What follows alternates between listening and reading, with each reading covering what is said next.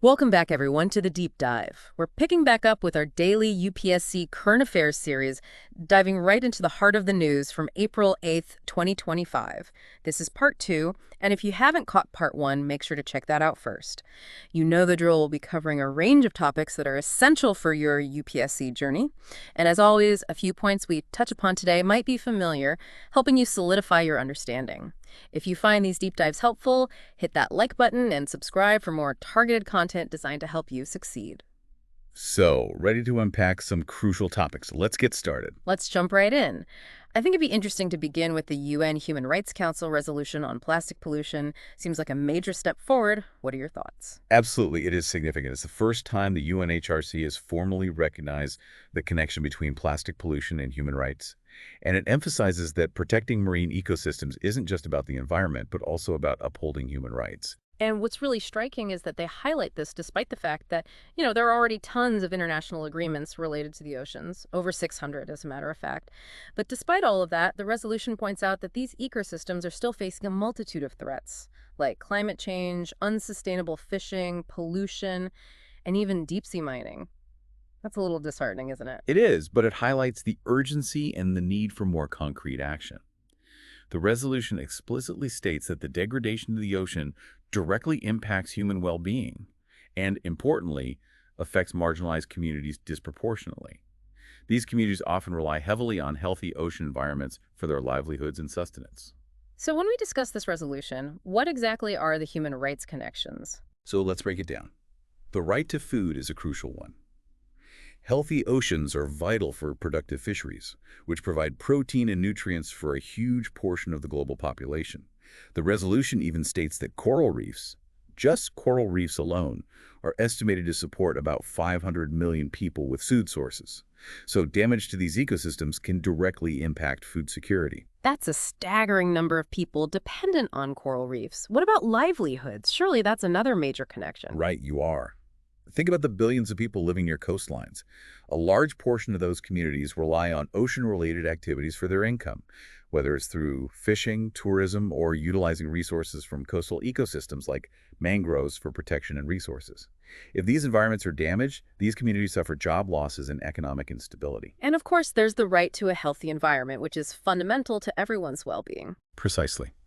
The ocean plays a critical role in regulating the Earth's climate system, in filtering the air and water, in recycling nutrients, and even in mitigating the effects of extreme weather. When we pollute and degrade our oceans, we're essentially undermining these critical ecological services that are essential for all of us to have a healthy environment. It's a grim reminder of the long-term impact our actions can have. It is. And the resolution also acknowledges the rights of future generations. The oceans act as massive carbon sinks, absorbing a lot of CO2 from the atmosphere. If we don't protect them, we're directly jeopardizing the well-being of those who will inherit the planet after us. So for those listening who are preparing for UPSC, what are the key syllabus areas that this resolution relates to? This resolution touches on several important areas. Primarily, environmental conservation and sustainable development, which are core themes in the syllabus. It also brings in the social justice aspect by highlighting how environmental degradation disproportionately impacts vulnerable communities. Additionally, it's relevant to the study of international conventions and the broader framework of human rights law, both of which are important topics for the exam. Now, let's shift gears a bit and talk about something closer to home. India recently celebrated its 62nd National Maritime Day. It's a pretty significant day for us, isn't it? Absolutely. It commemorates a key event in India's maritime history, the first voyage of the SS Loyalty, which was the first Indian-owned steamship. It sailed from Mumbai to London back in 1919, marking a step towards our self-reliance in shipping and maritime trade. And today, India's maritime sector has definitely become a global player. What's the current scenario like? It's quite dynamic, to say the least. We have a vast coastline that stretches over 7,500 kilometers. With 12 major ports and over 200 minor ports, India stands as the 16th largest maritime nation globally. And did you know we're actually the third largest in the world when it comes to ship recycling by tonnage? We've also made notable progress in trade logistics, with our ranking in the World Bank's Logistics Performance Index improving from 44 in 2018 to 22 in 2023. That's a pretty significant jump in the LPI. And the cargo handling capacity of our ports has also seen a remarkable increase, right? Yes, that's right. Between 2014-15 and 2023-24, the cargo handling capacity of our major ports increased by a whopping 87%. And Peridot Port, it's now the largest major port in the country. These are clear indicators of the growth and investment happening in the sector. That said, there must still be some challenges that the sector is facing. Of course. Inefficient port infrastructure, particularly the connectivity between our ports and inland transportation networks, still needs a lot of work. Environmental concerns like coastal degradation and the impact of large-scale port projects are also a major consideration. And, of course, we can't ignore the geopolitical risks and the ever-evolving dynamics and threats to commercial shipping lanes, which pose a constant challenge. And the government has been actively trying to address these challenges and further boost the sector, right? Yes, there have been several initiatives, both in terms of policy and infrastructure. For example, the government now allows 100% FDI through the automatic route for port construction and operation projects. There's also a 10-year tax holiday for enterprises involved in port development. In terms of infrastructure, a new major port has been approved at Vadhavan in Maharashtra, and a substantial investment of US $82 billion is planned for port infrastructure by 2035. And then there are comprehensive schemes like the Sagarmala program, the Maritime India Vision 2030, and the Green Tug Transition program, all geared towards driving sustainable growth in the sector. I think it's clear that a strong maritime sector is vital for India. Absolutely. Our strategic location along key international shipping routes makes us a crucial player in global trade. In fact, about 95% of our total trade by volume and 70% by value is conducted via sea. And when you think about our energy security, with more than 80% of crude oil imports and 50% of natural gas imports relying on maritime transport, the importance of the sector becomes even more evident. It's fascinating how our constitution and legal framework also play a role in protecting the environment within this maritime context. You're right. Article 51AG of the Indian Constitution states that it's every citizen's fundamental duty to protect and improve the national environment, which includes our coastal and marine ecosystems. Landmark Supreme Court judgments, like the MC Mehta case, have also affirmed the right to a healthy environment as part of the right to life under Article 21. And more recently, the M.K. Ranjit Singh case in 2024 highlighted the importance of balancing conservation with development, which is especially relevant to this sector. So, for our UPSC aspirants, what are the key takeaways from this discussion on India's maritime sector? Understanding this sector is crucial for topics related to economic development, infrastructure planning, and international trade. The environmental and legal aspects tie into environmental law and conservation efforts.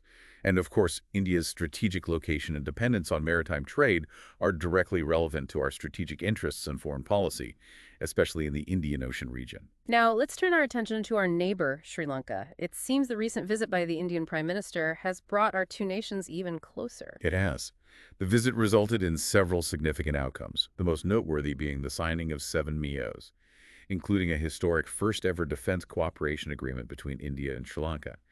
And to further cement the relationship, the Prime Minister was awarded the Sri Lanka Mitra Vibhushana, their highest civilian honor. This defense agreement seems particularly significant. What can you tell us about it? It's a big step. It sets a framework for enhanced and structured defense collaboration between the two countries. What's also important is that the Sri Lankan president assured that their territory wouldn't be used against India's security interests. This is a big deal, especially considering the regional dynamics and concerns about China's growing influence in the region. And it's not just about defense, right? The cooperation extends to other areas as well. Absolutely. Energy cooperation is a major focus. There are agreements on establishing a grid connection for power trade and jointly developing the Trincomalee Energy Hub in partnership with the UAE. India has also reaffirmed its support to Sri Lanka in sectors like digitization, healthcare, and infrastructure development in the eastern province. And to ease Sri Lanka's economic situation, India agreed to lower interest rates on existing loans. Why is Sri Lanka considered such a crucial partner for India, especially in the current geopolitical climate? From a strategic and geopolitical perspective, Sri Lanka's proximity to vital Indian Ocean shipping lanes makes it a key partner in maintaining regional security and stability. This ties into India's Mahasagar vision, which you might recall stands for mutual and holistic advancement for security and growth across regions in the Indian Ocean. It emphasizes strengthening ties with our maritime neighbors and enhancing maritime domain awareness to address issues like illegal activities. Economically, our free trade agreement with Sri Lanka, signed in 1998, has been instrumental in boosting bilateral trade. It reached USD 5.5 billion in 2023-24, with India's exports at USD 4.1 billion. We should also remember the strong cultural and people-to-people ties that go back centuries. A good example is the sacred Bodhi tree in Anuradhapura, Sri Lanka, which is believed to have grown from a sapling of the Bodhi tree under which the Buddha attained enlightenment in India. It's quite a multifaceted and deep-rooted relationship, but like any partnership, there must be some challenges as well. Of course, no relationship is without its challenges. One significant issue is the growing Chinese influence in Sri Lanka, mainly through projects under their Belt and Road Initiative. The Hambantota port, which is leased to a Chinese company, is a prominent example. Then there's the Tamil ethnic issue and the slow progress on reconciliation efforts in Sri Lanka, particularly the full implementation of the 13th Amendment. This has implications for India's domestic politics and our relationship with Sri Lanka. And finally, there are ongoing concerns about the international maritime boundary, including incidents of firing on Indian fishermen by the Sri Lankan Navy and the issue of bottom trawling. So what are the key areas UPSC aspirants should focus on when studying this relationship? It's essential to understand the evolving dynamics between India and Sri Lanka for the sections on India's foreign policy and relations with its neighbors. It covers critical aspects of regional security, economic partnerships, and the historical and cultural dimensions of our ties. Being aware of the challenges provides a more comprehensive and nuanced understanding for better analysis in your answers. Now, let's switch gears again and look at a domestic issue that went all the way to the Supreme Court: urban forests. What happened there? The Supreme Court intervened in the Telangana government's plan to option about 400 acres of forest land near the University of Hyderabad for IT parks. This sparked protests, particularly from students and environmental activists who were concerned about the potential environmental damage. I think this really highlights the importance of urban forests. Don't you agree? Absolutely. Urban forests provide a wide range of environmental benefits. They act as natural filters for air and water purification, play a crucial role in carbon sequestration, regulate urban temperatures, and support biodiversity. They are essential for maintaining a healthy environment within our cities. A good example is the Delhi Ridge, which is often called the green lungs of Delhi. It provides countless ecological benefits to the entire national capital region. And their benefits aren't limited to just the environment, right? Right. They have social and economic benefits too. Socially, urban forests have positive impacts on health and well-being. Studies have shown they can reduce stress, promote physical activity, and even foster a sense of community. Economically, they can increase property values, attract tourism, and support local businesses. And they are crucial for building climate resilience, helping cities adapt to the impacts of climate change, like flooding, air pollution, and loss of biodiversity. I'm glad to know that the government has several initiatives in place to promote urban forestry. Yes, there are programs like the Nagarvan Odien program, which aims to create 200 urban forests across the country with community involvement. The school nursery Yokana encourages children to connect with nature by growing saplings in school nurseries. And the Awaki forest plantation method, which focuses on creating dense native forest in small urban spaces, is gaining popularity. The Union Ministry of Housing and Urban Affairs has also released greening guidelines recommending a minimum of 12–18% green cover for cities. But despite these efforts, urban forests still face quite a few threats, don't they? Unfortunately, yes. Rapid urbanization and infrastructure development continue to be major threats, as we saw with the Airy Forest controversy in Mumbai. Pollution and the impacts of climate change, like the urban heat island effect and unpredictable rainfall, are also taking a toll on urban tree cover. Then there's the issue of invasive species, which can outcompete native plants and harm local biodiversity. And often, there are gaps in policies and regulations. Multiple agencies might be involved in managing urban green spaces, but there's a lack of a comprehensive and unified urban forest policy. What should UPSC aspirants take away from this discussion about urban forests? This topic is directly relevant to areas like environmental conservation, urban planning, and government policies for sustainable development. The Supreme Court's intervention in the Telangana case also highlights the role of judicial activism in protecting our environment. Understanding the challenges facing urban forests and the initiatives to address them is crucial for a well-rounded understanding of this important issue. Let's move on to another crucial aspect of India's development: social indicators, specifically the recently released Women and Men in India 2024 report. What can you tell us about it? This annual report for the Ministry of Statistics and Program Implementation, or MOSPI, gives us a data-driven picture of the gender landscape in India. It covers a range of socioeconomic indicators, providing valuable insights into the progress and challenges we face in achieving gender equality. What are some of the key findings from this latest report? There are a few interesting trends. One is the sex ratio at birth. Between 2014-16 and 2018-20, the sex ratio at birth in urban areas at 910 females per 1,000 males actually surpassed the ratio in rural areas, which was 907. This suggests a possible increase in female migration to urban areas, potentially driven by better educational and employment opportunities. In terms of health, there's been good progress. The maternal mortality rate has declined from 122 deaths per 100,000 live births in 2015-17 to 97 in 2018-20. That's encouraging news on the health front. What about education and economic participation? In education, the literacy rate in India in 2017 was 84.7% for males and 70.3% for females. Kerala continues to have the smallest gender gap in literacy, while Rajasthan has the largest. When it comes to the economy, there's been a significant increase in the female labor force participation rate. It rose from 23.3% in 2017-18 to 41.7% in 2023-24. While this is positive, it's essential to look at the quality of employment. Are these jobs primarily in the informal sector? What policy changes are needed for sustained and meaningful participation? That's an important point about the nature of the jobs. What about financial and political inclusion for women? The report shows positive trends in financial inclusion. Women now hold 39.2% of bank accounts and contribute 39.7% of total deposits. In leadership positions, women held 28.7% of board seats in FY25, up from 26.7% in FY20. And I believe the report also sheds light on the concerning issue of violence against women. Sadly, yes. Nearly a third, 31.9% of married women aged 18 to 49 reported experiencing spousal violence. The highest rates were in Karnataka, Bihar, and Manipur. This underscores the need for focused interventions and societal changes to tackle this serious problem.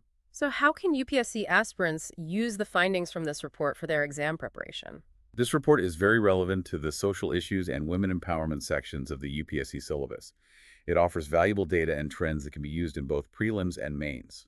Understanding trends in health, education, economic participation, political representation, and being aware of the statistics on violence against women is essential for a holistic understanding of India's socioeconomic landscape. The report's findings also relate to governance and the efficacy of policies aimed at gender equality and women's development. Now, let's quickly go through a few other important news items. Sure. Starting with international news, the Speaker of India's Lok Sabha attended the 150th Interparliamentary Union IPU Summit in Tashkent, Uzbekistan. For those who don't know, the IPU, founded in 1889, promotes parliamentary diplomacy globally for peace, democracy, and sustainable development. It has a special forum for women parliamentarians. It has 182 member countries, and India is an active participant. And India has also secured a position in another UN body. Yes, India was elected unopposed to the UN Intergovernmental Working Group of Experts on International Standards of Accounting and Reporting, or ISAR, for the 2025-2027 term. ISAR helps countries improve their financial and non-financial reporting, including areas like environmental performance, corporate governance, and corporate social responsibility. They have annual sessions in Geneva, and the working group has 34 member states. Shifting to trade news, there's a situation brewing with Lesotho. Right. Lesotho, a small, mountainous country entirely surrounded by South Africa, is facing a trade dispute. The U.S. has imposed a 50% tariff on imports from Lesotho, the highest rate for any country. As a bit of geographical context, Lesotho is often called the Mountain Kingdom because of its high altitude, resulting in a cooler climate. It is part of the Drakensberg and Maladi Ranges, and the Orange River, one of southern Africa's largest, starts there. The Maladi-Drakensberg Park, which spans Lesotho and South Africa, is also a UNESCO World Heritage Site. Let's move on to some good news about conservation efforts. There's encouraging news about the great Indian bustard. 4 chicks hatched at the Sudasari Center in Rajasthan in a single week. This is significant for the bustard recovery program, especially because the bird is critically endangered. It's endemic to the Indian subcontinent, mainly found in Rajasthan and Gujarat. They are omnivores, eating grass seeds, insects, and sometimes small rodents and reptiles. They're protected under Schedule 1 of the Wildlife Protection Act, classified as critically endangered by the IUCN, and listed in Appendix of Sites. They are also a priority species for the Integrated Development of Wildlife Habitats program. And there's exciting news about infrastructure development in India. The Prime Minister inaugurated the new Pamban Bridge in Tamil Nadu. It's India's first vertical lift railway sea bridge. This type of bridge has a central span that can be raised vertically, allowing tall ships to pass underneath. This new bridge replaces the old cantilever bridge, built in 1914 and decommissioned in 2022. It connects Ramaswaram Island to the mainland. Designed by RVNL, it has a 72.5-meter navigational span that can lift up to 17 meters. There's also news about a significant discovery in Central Asia. Kazakhstan announced the discovery of what they believe to be their largest deposit of rare earth elements in the Karaganda region. Rare earth elements are a group of 17 elements, including 15 lanthanides plus scandium and yttrium. They are silvery, lustrous metals, relatively soft and reactive. These elements are essential for many technologies, like electronics, electric vehicles, displays, and even defense. While India reportedly has the world's fifth largest rare earth element resources, extraction is challenging due to radioactivity in the deposits, making it costly and complex. Shifting to business news in India, the food delivery company Swiggy received a tax notice. Yes, Swiggy got a notice from the Pune Professional Tax Department for Rs 7.6 crore. Professional tax is levied by state governments in India under Article 276 of the Constitution.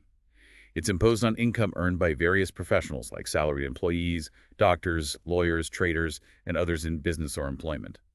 This tax is deductible under the Income Tax Act. Let's end with a touch of art and culture. During his visit to Thailand, the Prime Minister gifted a Dakra brass peacock boat to the Thai PM. Dakra is an ancient metal casting technique using the lost wax method, originating from the Indus Valley civilization.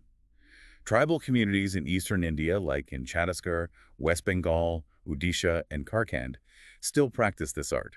Each Dakra piece is unique because the clay mold is destroyed after one use to retrieve the metal object. And there's news about a unique craft from Kerala. Kannadipaya, a woven mat, often called the mirror mat for its reflective pattern, is the first tribal handicraft from Kerala to get the Geographical Indication GI tag. It's traditionally made from reed bamboo and is known for regulating temperature, providing warmth in winter, and a cooling effect in summer. That brings us to the end of our deep dive into today's current affairs. It's been a wide range of topics, but as you can see, they're all interconnected in some way, reflecting the complexities of our world and how they relate to your UPSC preparation. We hope this deep dive has been helpful in providing you with a concise yet comprehensive overview of these developments. We've highlighted the key connections and the most relevant information to assist you in your studies.